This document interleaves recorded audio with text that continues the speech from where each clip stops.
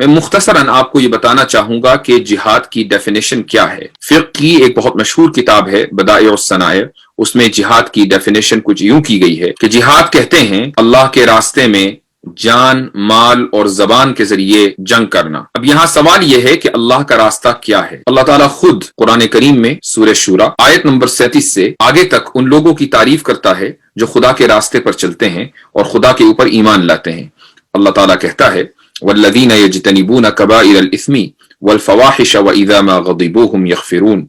اور جو بڑے بڑے گناہوں اور بے حیائی کے کاموں سے پرہیز کرتے ہیں اور جب ان کا غصہ آتا ہے تو وہ درگزر سے کام لیتے ہیں۔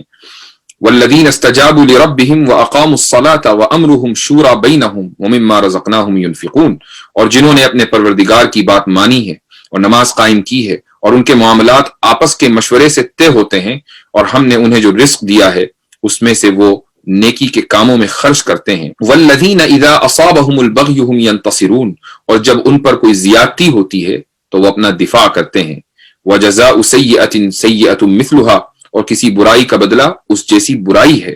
فمن عفا واصلح فاجرہ علی اللہ انہ لا يحب الظالمین، پھر بھی جو کوئی معاف کر دے اور اصلاح سے کام لے تو اس کا ثواب اللہ نے ذمہ لیا ہے، یقیناً وہ ظالموں کو پسند نہیں کرتا۔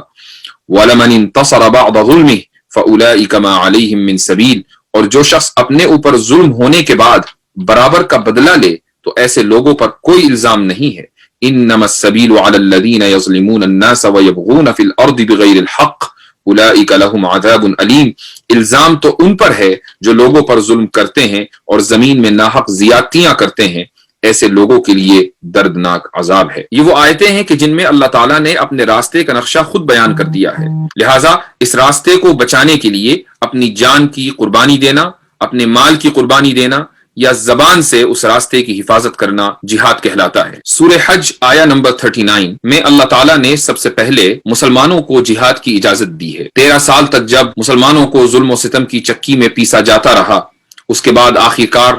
نبی کریم صلی اللہ علیہ وسلم نے مکہ سے مدینہ منورہ ہجرت کی اور 6 مہینے کی کوششوں کے بعد باقاعدہ ایک اسٹیٹ قائم کی۔ اس کے بعد یہ آیت نازل ہوئی، اللہ فرماتا ہے اذن للذین یقاتلون بانہم ظلموا وان اللہ علی نصرہم لقدیر، جن لوگوں سے جنگ کی جا رہی ہے انہیں اجازت دی جاتی ہے کہ وہ اپنے دفاع میں لڑیں کیونکہ ان پر ظلم کیا گیا ہے، اور یقین رکھو کہ اللہ ان کو فتح دلانے پر پوری طرح قادر ہے۔ آیت نمبر 40 میں اللہ کہتا ہے الذین اخرجوا من دیارہم بغیر حق الا ان یقولوا ربنا اللہ، یہ وہ لوگ ہیں جنہیں صرف اتنی بات پر اپنے گھروں سے ناحق نکالا گیا ہے کہ انہوں نے یہ کہا تھا کہ ہمارا پروردگار اللہ ہے، اور اگر اللہ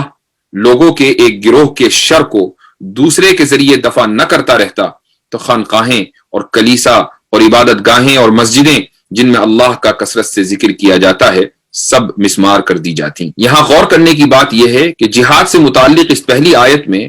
اللہ نے جہاد کے مقصد کو ذکر کیا ہے، اور اس مقصد میں اس چیز کا خصوصی طور پر ذکر کیا گیا ہے کہ اگر جہاد کے ذریعے شر کو یعنی برائی کو، ایول کو نہ روکا جائے تو پھر کوئی بھی شخص آزادی کے ساتھ اپنے معبود اور اپنے پروردگار کی عبادت نہیں کر پائے گا، نہ کوئی چرچ باقی رہے گا، نہ عبادت گاہیں باقی رہیں گی۔ یہ یاد رکھنا چاہیے کہ عبادت گاہوں میں مندر بھی آتے ہیں، نہ ہی یہودیوں کا کوئی سینگاگ باقی رہے گا اور نہ ہی مسلمانوں کی مسجدیں باقی رہیں گی۔ اسلام میں جہاد ہے،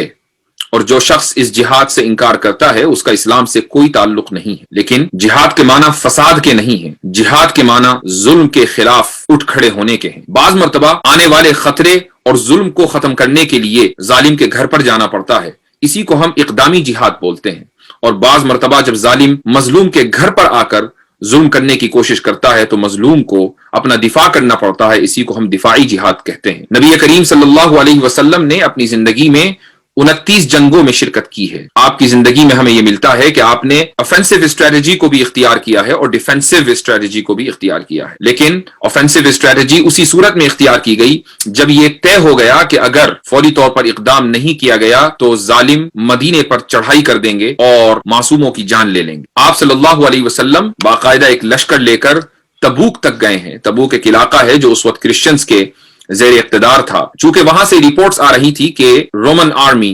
مدینے کے اوپر حملہ کرنے والی ہے۔ اگر اتنی بڑی آرمی مدینہ منورہ پر حملہ آور ہوتی تو بہت زیادہ نقصان ہو سکتا تھا۔ آپ صلی اللہ علیہ وسلم نے خود ہی وہاں جا کر اس برائی کا مقابلہ کرنا مناسب سمجھا۔ وہیں ہم دوسری طرف دیکھتے ہیں کہ جب مدینہ منورہ پر حملہ ہوتا ہے تو آپ صلی اللہ علیہ وسلم احد کے میدان میں اپنے دشمنوں کا مقابلہ کرتے ہیں۔ احزاب کے موقع پر مدینے میں ہی آپ اپنے دشمنوں کا مقابلہ کرتے ہیں۔ محمد صلی اللہ علیہ وسلم کے بعد آپ کے خلفاء نے بھی آپ صلی اللہ علیہ وسلم کی اسی اسٹریٹجی کو اختیار کیا ہے۔ رومن اینڈ پرشین امپائرز کے اوپر حملہ اس لیے کیا گیا چونکہ دونوں ملکوں کی حکومتیں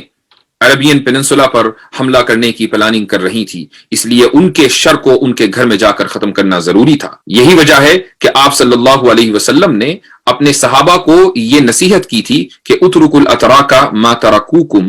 یعنی ترکوں کو، جن کو آج کے زمانے میں منگولینز کہا جاتا ہے، آپ صلی اللہ علیہ وسلم نے فرمایا تھا کہ منگولینز کو مت چھیڑنا جب تک وہ تم کو نہ چھیڑیں، چونکہ ان سے کوئی فوری خطرہ نہیں تھا۔ اگر اسلام ایکسپینشنسٹ ہوتا تو نبی کریم صلی اللہ علیہ وسلم کی تیار کردہ جماعت یعنی صحابہ کی جماعت کو ترکوں پر حملہ کرنے سے کوئی روک نہیں سکتا تھا۔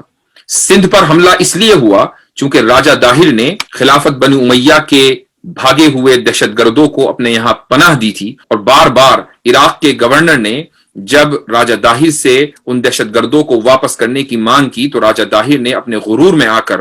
اس مانگ کو ٹھکرا دیا تھا۔ سندھ پر حملہ اس لیے ہوا تھا۔ جو لوگ تاریخ سے ناواقف ہیں وہ دراصل اس پروپیگنڈے کا شکار ہو جاتے ہیں جو میڈیا اور سوشل میڈیا کے ذریعے بعض اسلاموفوبس گزشتہ چند سالوں سے پھیلا رہے ہیں۔ پورے قرآن کریم میں کوئی ایک بھی آیت ایسی نہیں ہے